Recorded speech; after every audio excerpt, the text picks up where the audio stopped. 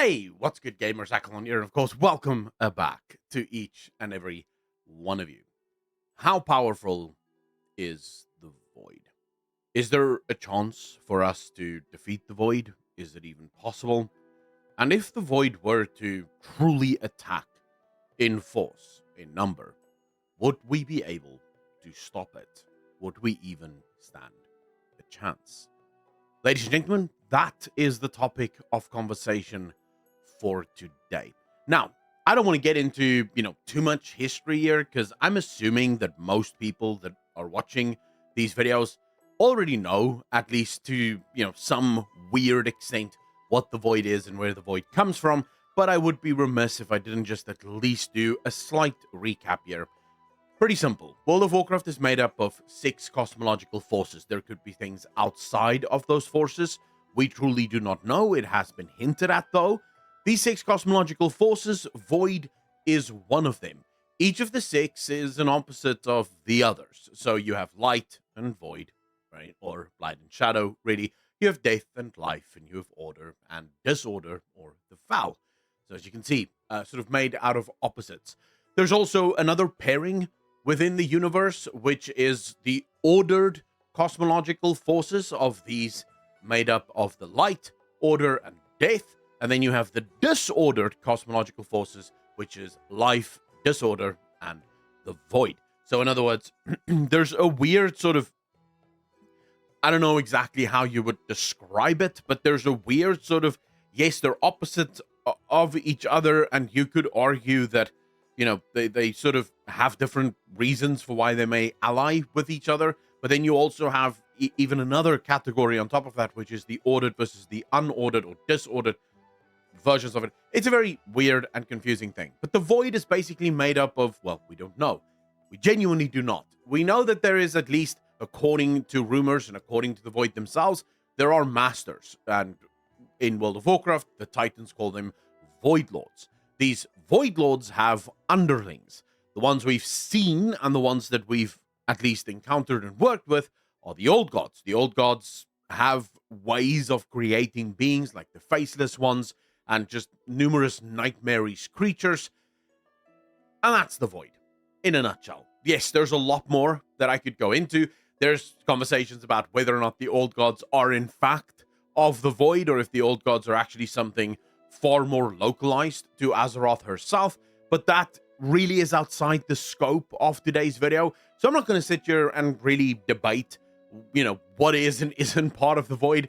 Instead, I will say whether you believe that the Old Gods are of the Void, the original story from the Titans, the Void Lords could not get into our reality, and so they shot essences of themselves throughout the galaxy, hoping to hit planets that have Titans within them, because the Void wanted to corrupt a Titan, to twist that Titan to their side, because a Void corrupted Titan would be a truly terrifying thing. The problem is that Titans that are already born is incorruptible, and that was a problem because, well, they kind of wanted to turn one. So they figured if they could get one that is nascent, that is asleep, that would be the way to do it. But all right, this is where we get to the first part of our question. How powerful is the Void? Well, as you guys know, because I did a video about Sargeras not too long ago, I always like to look at the powers of the powers that we're discussing here. And for the Void, those powers are, well, known and unknown and also weird. A lot of the powers that the Void have isn't really known, right? You can look at Shadow Priests, for example, because recently, at least in the lore, Shadow Priests do, at least in some ways, use shadow magic, the void magic. And if you look at most of the abilities that Shadow Priests have, it's things like Mind Spike, Mind Flay. So things to do with the mind very specifically. Domination, again, something to do with the mind, very much focused thereon. But then we have Void Elves, for example, who are of the Void, elves born, being touched by the Void, and they can pretty much inhabit any class. So clearly the Void isn't an exclusive thing. It's not as if you are of the Void or have some kind of Void powers, you can't summon the light, for example, or you can't be a warrior or a warlock or whatever the case may be. Clearly the Void isn't exclusive. It doesn't need mutual exclusivity. It just does things. And that would sort of work because one of its first powers, one of its big powers, is corruption. It has the ability to corrupt things and turn things to itself. Now, we see a lot of evidence of that in World of Warcraft, and there's also a lot of whispers of that and a lot of rumors of that. If you read through Tyr's edicts and you read through Odin's edicts that we found in Dragonflight, they seem to suggest that while the old gods certainly did have some things on Azeroth, these things were corrupted, and therefore they didn't actually exist because they weren't ordered first, and something can't exist if it has not been ordered. We know that the old gods managed to corrupt many of the followers of the Titans, and many of the creations of the Titans were even corrupted by it. The second power is somehow a curse of flesh. I don't know if we should include that as a power, quite frankly, but it kind of seems like it could be a power, right? It has the ability to curse beings of stone and of metal and turn them into flesh. We are told that the Titans made all of these constructs. You know, they made what would ultimately become dwarfs and humans and all the rest, but these were constructs. They made them first, and then the old gods cursed them with flesh. I argue that that is probably not true, and that is one of the things that Odin and the other keepers are trying to keep from us, and that is that we were actually created on Azeroth, and it was the Titans that corrupted us with stone and steel forms because they wanted control. They needed an army, and since the Titans doesn't look like they can create anything, they look very good at adapting things, at changing things. G'huun being a great example of this. G'huun is not a creation of the Titans, but it is a void being, or a being of the old gods, that the Titans sort of did experiments on and then turned into something so horrific that they went, nah, lock it up. We don't want to deal with this, right? So the Titans don't seem to have the ability to create anything. They, again, have the ability to what they would call adapt or order or corrupt. And then the old gods simply regifted the curse of flesh. But anyways, that's just a tangent, but I wanted to throw it in there because it's interesting to me. All right, so we have mind powers, mind control, very specifically, mind flay, mind spike, all of these mind things, domination. Although I will say, when it comes to the old gods, and specifically the whispers of the old gods, domination, or specifically taking someone, grabbing hold of their mind violently, and then making them do what the old gods want, doesn't seem to be something that they sort of, it's not a tactic that they use easily. They tend to only really reserve that for very, very, very emergency scenarios. More often than not, the old gods appear to really almost, they want you to serve them, but it has to be your choice. If we go all through our battle for Azeroth, we see N'Zoth constantly testing us, constantly bringing us up against these very powerful generals of his, and each of them at the end of their life go, a test. This was a test. Their voice lines, the way they speak, it suggests that N'Zoth wants us, he needs us, but he also needs to figure out whether or not we're strong enough to do so. And he would have the power to corrupt us if he really wanted to, but that's not really how it works. I do think now is a good time to talk a little bit about how void corruption actually works, how void whispers really work, and this comes from Illyria in the 1,000 Years of War sort of audio drama, but then also in the comic strips that came after that, we see a little bit about how the whispers operate. It seems to be one of their favored weapons of war, and it is the infiltration of the mind through whispers. Now, according to Illyria and pretty much anyone that's ever fallen to the madness, as it's called, of the void, there are thousands, if not hundreds of thousands of whispers going off in your mind as if it's your own thoughts. And one of the key struggles for someone trying to serve the void but also not wanting to fall to its corruption is identifying your own thought and then sort of keeping track of it, because the whispers are coming in so fast that eventually you lose the ability to identify your own thoughts. So you're constantly in sort of like this battle of the mind. And according to Lotus Eater and also to Illyria and the Thousand Years of War, eventually everyone who dabbles in the powers of the void does fall to it. Like it's perfectly fine. And from Deathwing, we actually see the story. The void does not withhold its power. Deathwing was not yet a servant of the void, and yet could use the magic of the void to lock up Razageth. So the void isn't picky when it comes to who it gives its power to, but eventually everyone falls, even the great and wise Naltharion foul to the whispers of the old gods.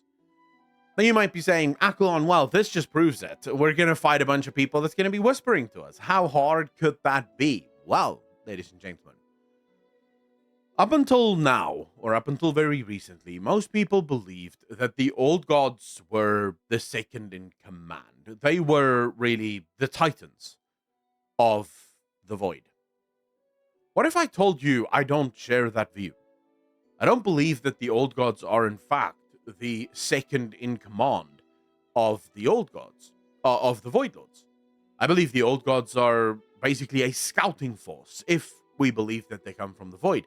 They're a scouting force. They are corruptors. It's their job. It's their role. They are corruptors. They land on a planet and they corrupt that planet. They basically make that planet ready for void consumption. And if it is anything like the Twisting Nether, we know that the reason the demons attack planets is once the demons have taken full control of a planet, that planet actually gets dragged into the Twisting Nether. So the Twisting Nether increases its dominion as it corrupts planets. This could be a very similar thing. Once an old god has taken complete control of a planet and the whole planet becomes void infested, it actually gets pulled into the realms of the void, thereby increasing its real estate and giving the powers of the void a little bit more room to breathe and grow and attack. I actually think that we have met one of the second in commands of the Void Lords. And it is up until now been mistakenly believed to be an actual Void Lord, and that is Demenus. Now, I'll explain to you why I believe Demenus is not in fact a Void Lord. First and foremost, the story of Demenus is one of rumor. It's not one that has ever truly been confirmed, and the reason it's never been confirmed, none of the Ethereals will ever talk about the fall of their homeworld, Koresh. Ever. When you ask the Ethereals about it, they just ignore you, or they go, yeah, not going to talk about that. So we don't actually know what transpired there. We know that they were attacked by what, is called a Void Lord, thanks to the rumors. But I don't believe that that's the case, because we have very good evidence that the Void Lords can't actually get to our reality. They can't make their own way through the veil. Whatever the veil is that separates our world and the worlds of the cosmological forces, the Void Lords themselves have no ability through. They can send lesser and smaller parts of themselves through, but they themselves can't make it in. Demenus had no problem getting into reality. In fact, he pretty much just showed up in reality. His biggest problem was staying in reality, because in order to stay in reality, he needed to consume a boatload of energy, mass, effectively, and Koresh was that mass. The Ethereals, of course, constructed these giant arcane shields to try and basically save their planet. And if I'm allowed to go on a bit of a tangent again here, in order to save their planet, these arcane shields is said to have consumed their flesh. That is why they're bound and they have no real bodies, because their flesh was consumed. I kind of believe that it was because they sacrificed it. I don't think it was that the shields just consumed it. I think it's as Demenus was starting to consume more and more and more matter and mass, they all had to sacrifice themselves in order to keep these shields operational, I guess, hoping that they could come up with some kind of weapon in time to stop Demenus, and ultimately, there was no weapon. Koresh was entirely consumed, although some people argue there may still be parts of Koresh left, and we may actually visit that in a future expansion. But yeah, that's Demenus, and people say that that is a Void Lord. I don't actually believe that. I think Demenus is, again, much like the old gods who are scouts and uh, uh, corruptors. Demenus is a consumer. He's a devourer. Now, we could argue about what the devourers actually are and whether or not the devourers truly serve the void. If you look at the devourers, at least, their bodies look arcane. It looks as if there is an arcane element to them. Now, we are told that the devourers were once actually a noble creature with an actual job. They had an actual reason for existing, but I'm going on a tangent again. Let's get back to it. Okay, so the void, we have a problem. Okay? When we ask the question, can we actually defeat the void? The question that we should be asking is, which one of the void creatures? Now, we believe that during midnight, there may actually be a full-scale void incursion on Azeroth. What does such a void incursion look like? And very specifically, will Azeroth be able to sustain it? If a being like Demenus were to show up, there is no fighting this being. This is a consumer of worlds. This being, just by existing, consumes mass and matter and energy because it needs to sustain itself here. So while we're trying to fight it, it will literally be consuming us. Like, it will be taking our essence, our matter, our things. How do you fight that? Right? How do you even try? Unless you have some kind of blessing or some kind of protective ward around you. And I think Azeroth may actually be that ward. I think this is one of the reasons they're desperately looking for a Titan, because a Titan of Azeroth's strength may actually have the rejuvenating powers to sustain something like Demenus indefinitely. So Demenus, no matter how much he consumes, there will always be more for him to consume, because Azeroth is replenishing her supplies far quicker than what he can deplete it. And I think that's kind of what they're hoping to achieve at some point. The point I'm trying to make, ladies and gentlemen, is the Void is deceptively strong. They're not like Sargeras, where they have a big-ass sword and can carve planets in half. The Void is sneaky, but its power is devastating. And if we were to truly fight against all of the creatures of the Void, I genuinely wonder if we could survive it. If there is any way to survive. Because if Demenus is but one devourer, what happens if there are 2 or 3 or 4? Do we survive that war then? Is this perhaps what Blizzard ultimately ends up doing? In Midnight, we have these devourers like Demenus come through. Azeroth is in great peril. The Last Titan is where we try to deal with Demenus and the others, only to realize we need help. We need to go where the last devourer was defeated. We need to go to Koresh. We need to figure out how they stopped Demenus from consuming all of Koresh. That could be cool, right? Point being, ladies and gentlemen, I don't know how strong the Void is, but they're strong. And the strength of the Void appears to be its ability to unmake pretty much everything around it by simply sucking it into a never-ending void, much as it were. Anyways, let me know in the comment section down below how powerful you think the Void actually is. Xal'atath obviously being the harbinger of the Void. But don't think in terms of individual powers. Think in terms of the greater cosmological power. There's a reason I didn't go into the details and nitty-gritties of like, oh, but what about this old god, and what about this faceless one, and what about, Xal'atath? There's a reason I didn't go into those, because they are limited individual beings within the greater whole of the Void army, of which we've never actually seen all of the Void's army and all of the Void's forces. So I want to know from you how powerful you think those beings would be. Anyways, ladies and gentlemen, thank you so much for watching. As always, hit the like button if you liked it, dislike if you didn't. For $1 a month, you too can keep this channel free from sponsorships that want to sell you shit that you do not need. Ladies and gentlemen, thank you so much for watching. As always, be kind to each other. Be good to each other. And I will see all of you in the next one. Peace.